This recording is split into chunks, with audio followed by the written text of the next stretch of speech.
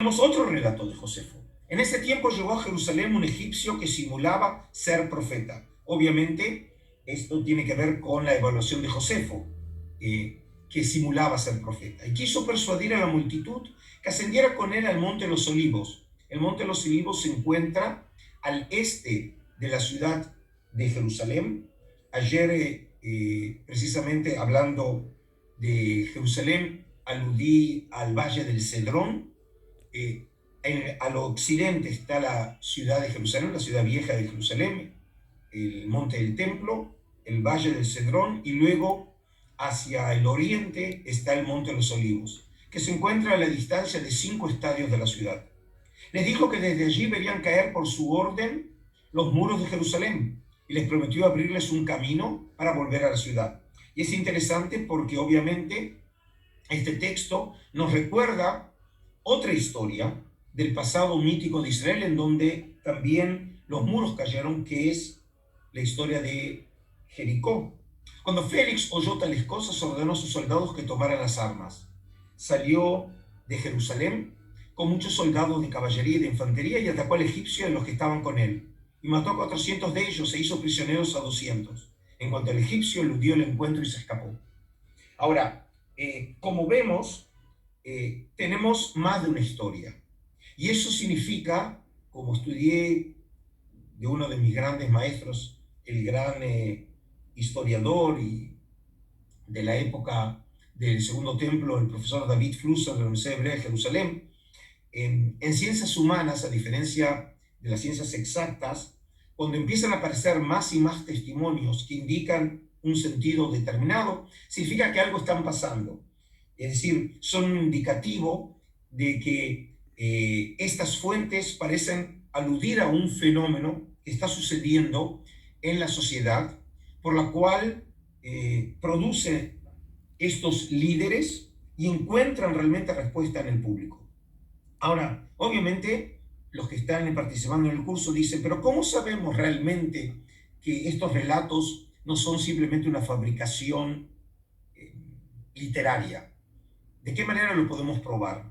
Bueno, por supuesto, nosotros los historiadores estamos limitados por las fuentes, pero en un caso, de una manera que nosotros podemos certificar la exactitud de ciertas tradiciones, es cuando podemos cruzar la información o por lo menos aparecen testimonios en fuentes independientes precisamente sobre este fenómeno. Y por ejemplo, en este caso, en Hechos de los Apóstoles, una de las obras del Nuevo Testamento, la segunda parte del Evangelio de Lucas, tenemos la siguiente escena en el capítulo 21. Cuando ya estaban a punto de meterle en el cuartel, Pablo preguntó al comandante del batallón. Aquí el contexto es que los romanos lo toman prisionero a Pablo, y entonces el texto continúa, ¿puedo hablar contigo un momento? Y el comandante contestó, ¿sabes hablar griego? Entonces, ¿no eres tú aquel egipcio que hace algún tiempo organizó una rebelión y se echó al desierto con 4.000 guerrilleros? Interesante. Es decir, que una fuente independiente de la tradición de Josefo, sobre la cual más adelante diré otras cosas, conoce también la tradición de un egipcio, que como vimos Josefo conocía esa tradición, y en este caso, otra vez haciendo referencia a que había atraído gente hacia el desierto. Es decir, vemos un tema constante precisamente en sacar, en atraer gente de la ciudad y llevarlos al desierto. Y luego continúa con otra historia Josefo.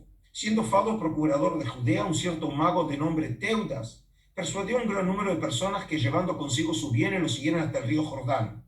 El Jordán se encuentra en el límite oriental de la tierra de Israel, que divide la tierra de Israel con la actual Jordania.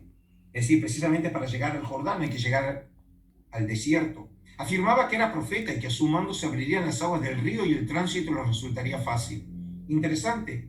Aquí hace precisamente alusión a un tema que nosotros ya lo conocemos, lo vimos en la clase anterior, el tema de las aguas que se abrieron, obviamente alude a la salida milagrosa del pueblo de Israel en ocasión de la salida de Egipto, y también la entrada milagrosa de las tribus de Israel a Canaán cuando se abrieron las aguas del Jordán. Es decir, como vemos, empiezan a aparecer temas que tienen que ver con el origen mismo de Israel.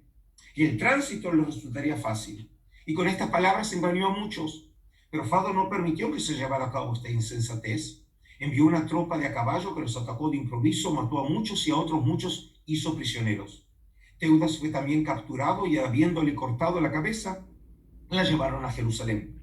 Y estas cosas acontecieron siendo Cuspio Fado procurador. Es decir, vemos que no suceden estos movimientos solo en época de un solo procurador, lo que sería entonces localizar ese evento de tensión social en un momento determinado, sino que lo vemos como un constante. Y lo vemos durante el gobierno de diferentes procuradores romanos que precisamente se manifiesta este fenómeno. Y aquí también en el caso de Teudas tenemos un paralelo a esta tradición ahora en Hechos, en el capítulo 5, cuando comenta: recordad que hace algún tiempo se levantó Teudas, alegando ser alguien importante, y unos 400 hombres lo siguieron. Pero a este lo mataron, sus seguidores se dispersaron y allí acabó todo. Es decir, nuevamente vemos que por lo menos en el caso del egipcio, en el caso de Teudas, hay una certificación de este fenómeno. Ahora, podría decirse que este fenómeno, en donde encontramos un líder que lleva a los hombres al desierto, tiene unas características propias que no necesariamente a partir de ahí tendríamos que concluir acerca de una tensión estructural entre la ciudad y el desierto.